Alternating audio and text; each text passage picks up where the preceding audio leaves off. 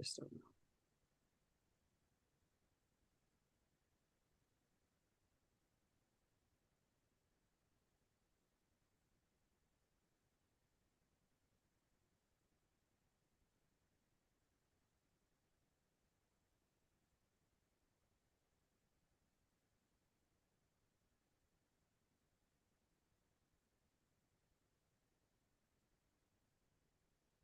Welcome back. Welcome back to Living in Mexico. I'm Ana Maria Salazar.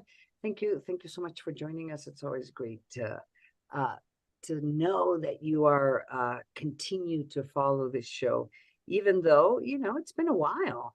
We've been broadcasting this show since 2004, and we've been following very closely at least 4 elections now, presidential elections. So I'm really glad you're joining us this morning. In fact, we're gonna talk about where are we in during this electoral process. Of course, we're about 8 months away for less elections in Mexico. They take place in June, and I know many of you may think, oh, you've been talking about elections for the last year, pretty much.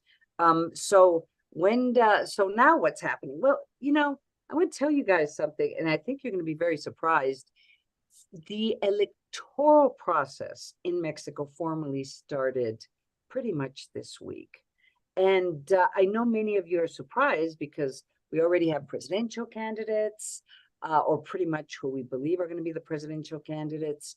There's still some definition as to whether there's going to be independent presidential candidates, but it looks like that's not going to happen. And they just are not going to have enough time to get the signatures.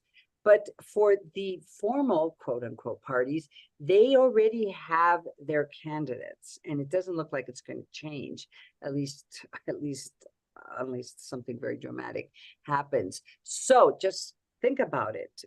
This is basically the first week since for this electoral process that will culminate in the elections in June. That's why I really appreciate today's guest. We haven't spoken to him for a while, Alejandro Aurrecochea. He's a public affairs and risk management or risk consultant. And I know you follow daily what's happening with this electoral process. Can you just put into context, Alejandro, where are we in the process as we speak? Welcome to the show.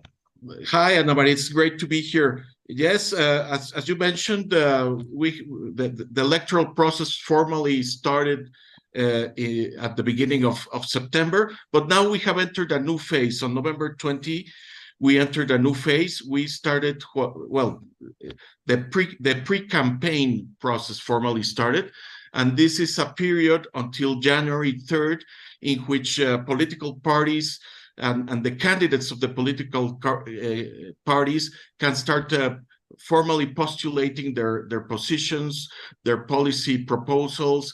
And during this phase, normally in previous electoral processes, the different candidates in each party, the different presidential candidates started debating and proposing their policies. But we're living a completely different ball game in 2023, because as you mentioned, each of the big political parties has already chosen their presidential candidate, no? So we know that Morena will postulate as candidate Claudia Sheinbaum, the PAN-PRD PRI coalition, Xochitl Gálvez, and Movimiento Ciudadano, very probably the governor of Nuevo León, Samuel. They had already been campaigning. They had been violating the law in a way, they had stayed in a gray area of the law during the past months, and now they will only make it clear in this pre-campaign phase that they are looking for the vote. During this phase, the law allows them to speak more openly, to hold bigger rallies, and also to speak about more themes, to give more policy proposals. And now they will also have TV and radio time allotted to them with public money. Now, they're supposed to be campaigning in a normal electoral process, what should be happening right now is that there would be a competition to see Yes. who would be the candidate. But since there's this new process, I mean, the primary process in Mexico has gotten very strange, and that's kind of we can talk about that at another time, the implications of this new way of deciding who is the presidential candidate. And some would say in all parties, it hasn't been very democratic, but all three major parties or coalitions have been pretty much established, and they pretty much have their candidates, and they're not speaking to the voters, but they're supposed to be speaking to their base, those who are part of these parties. I just don't understand the reason for making that division.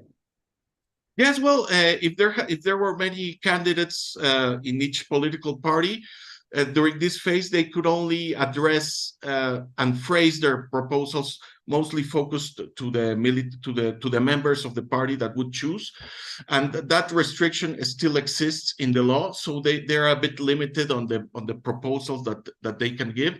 They will have much more liberty to address nationwide issues after January 3rd.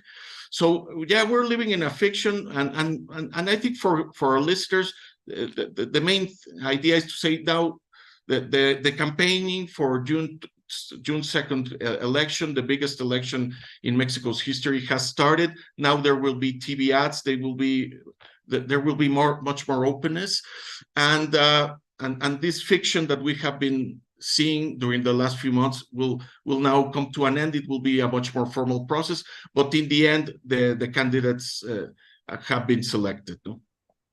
Let me ask you this. There's been, of course, there is polls out there that basically indicate that the candidate for the official party, Morena, and the candidate that is being supported by President Manuel López Obrador, Claudia Sheinbaum, according to these polls, she has a very good advantage. Some talk about 20 points, some talk about 30 points, some talk about, but she clearly has an advantage I would say, in all polls. When you look at the numbers of Xochitl Gálvez, who is the candidate for the alliance, and in a far third place is the candidate for Movimiento Ciudadano, and there's a question mark as to what does this mean, 9 points for the candidate of Movimiento Ciudadano, Samuel Garcia, the governor of Nuevo León. So if you could describe the different strategies of these candidates right now, how would you describe what they're doing? I think just starting yesterday, I think we will see a much more streamlined strategies, streamlined political posturing from each of the different candidates. And I would summarize maybe the strategy of Claudia Sheinbaum.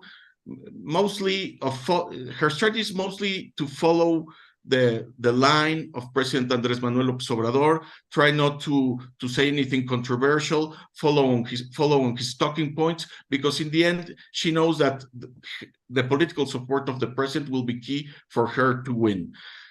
Because he will continue having, if she wins, a big clout over public policy. I think Xochitl Gálvez has decided on a strategy that's quite sensible.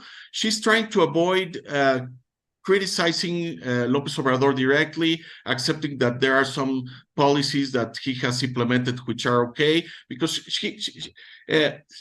she knows that there's a segment of the electorate that doesn't want to polarize anymore, that's tired of this polarization that has existed over the last 5 years, that really wants to turn the page. So she knows that she has the anti-AMLO vote in her pocket, and she's trying to garner some votes of these segments of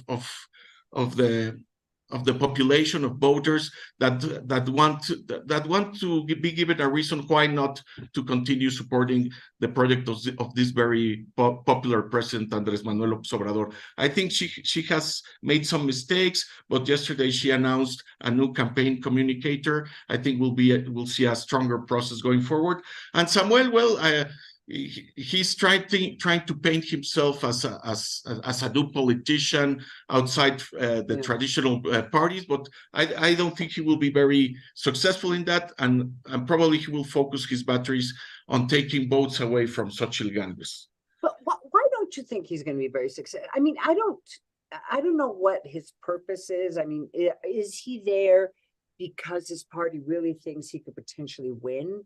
And you know, of course, I was speaking to some colleagues about this. I mean, since he's the only man in this group of candidates, you know, I mean, we will find out how sexist are the Mexican voters, depending on how, you know, how many people actually vote for him, and you know, what's the profile. I mean, what the percentage is women and whatever the percentages are men.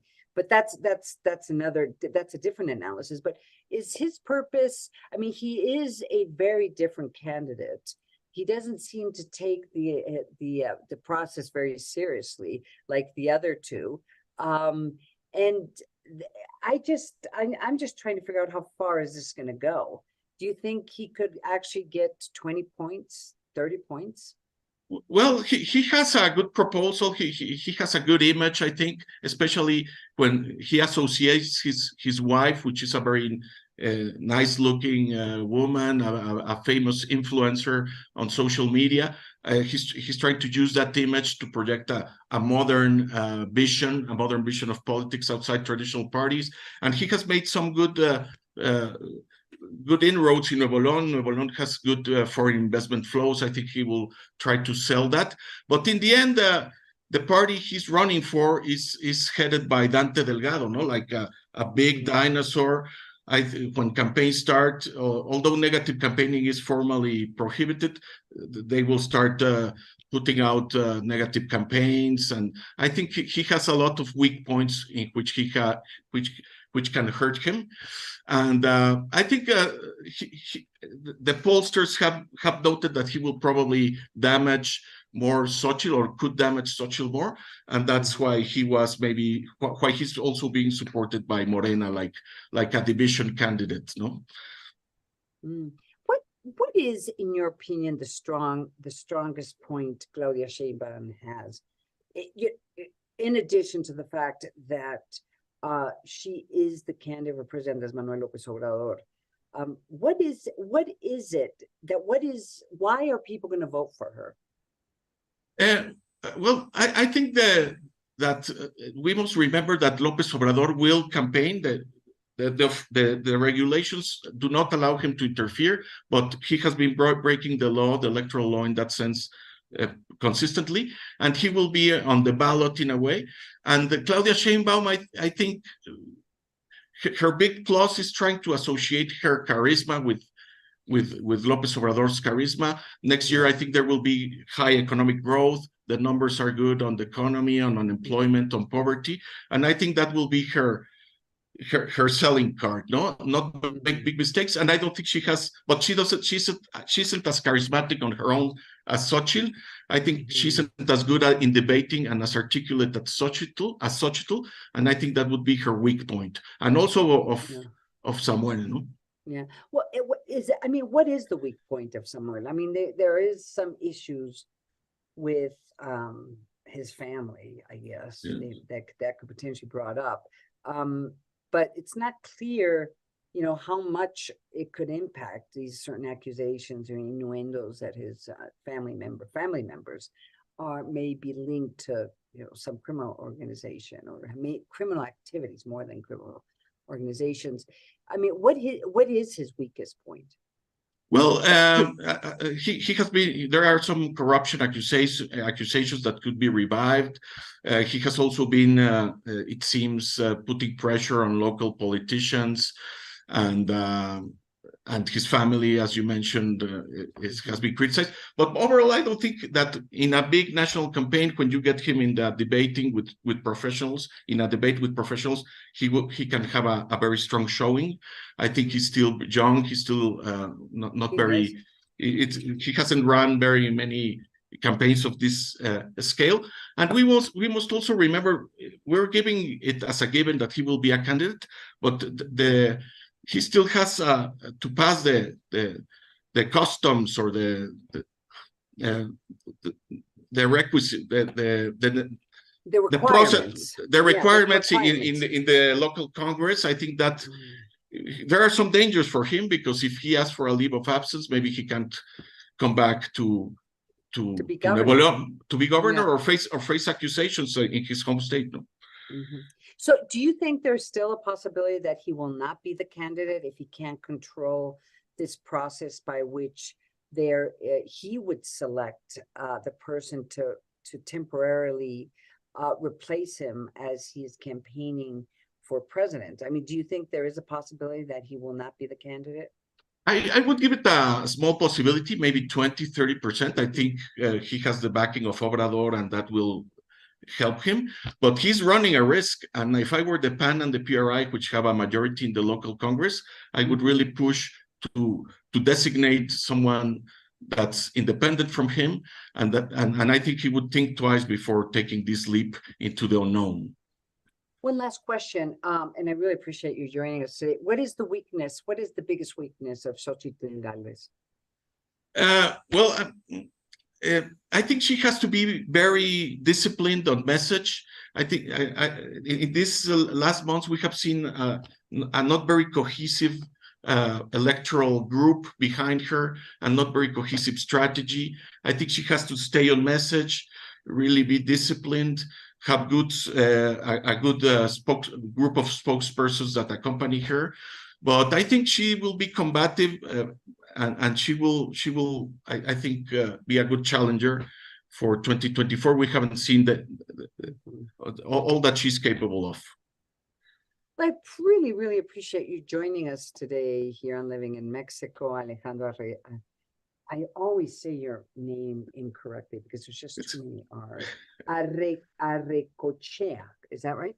That's right, Aurrecochea. It's a pleasure to be here. Aurrecochea. I really appreciate you joining us. Do you have can people follow you on Twitter, or where can they follow your writing? Because you are writing a lot, and I know it'd be interesting for our listeners to be following you.